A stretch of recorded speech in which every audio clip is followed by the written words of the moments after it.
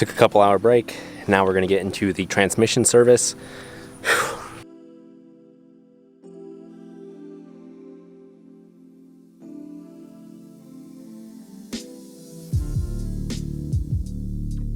When we wake, hear the birds and see the sun. Side by side our fears are done. Oh, the good times just begun. So you can see this is the transmission pan here, and that is the drain plug right there.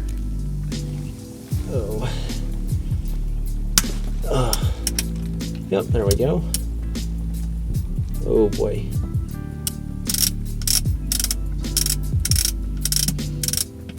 Oh. Well, I did pretty good.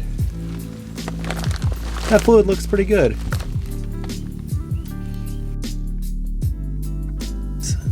I want to show you where you can drain the torque converter. So you were looking from a view over there earlier from the driver's side of the Sprinter. So here's the transmission pan, and then right in front of the transmission pan there's these two plastic plugs. Remove both of them. You want to be kind of easy not to damage them. Just some gentle prying, yeah. I went ahead and put the transmission drain plug back in just to stop this little drip I had.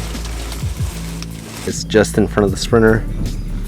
We go down and under, and let me give you guys a little more light here. There we go. So just below the Sprinter. Transmission drain pin is that way. Front of the motor is right here.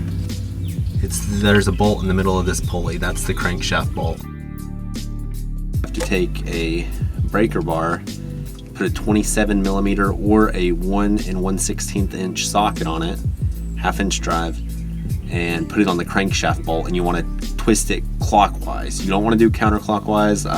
From what I've read, it can put slack in the timing chain, possibly.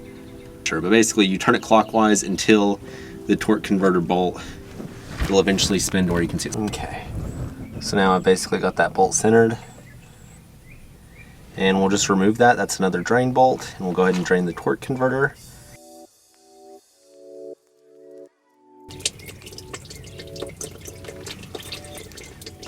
About to start re-adding the transmission fluid.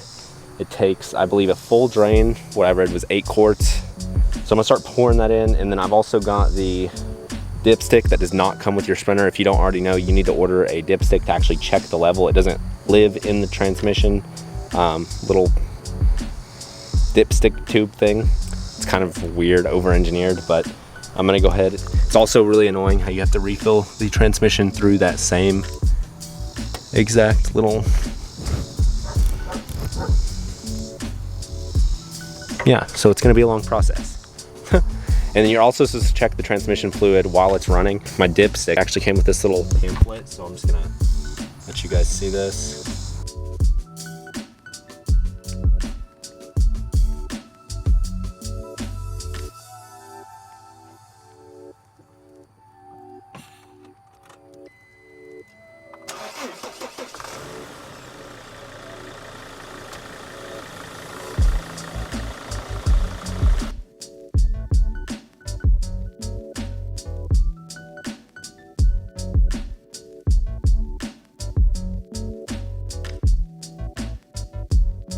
Thank you guys so much for watching our video. Hit the subscribe button if you got any value. Give us a thumbs up, and we'll see you guys next week. See ya.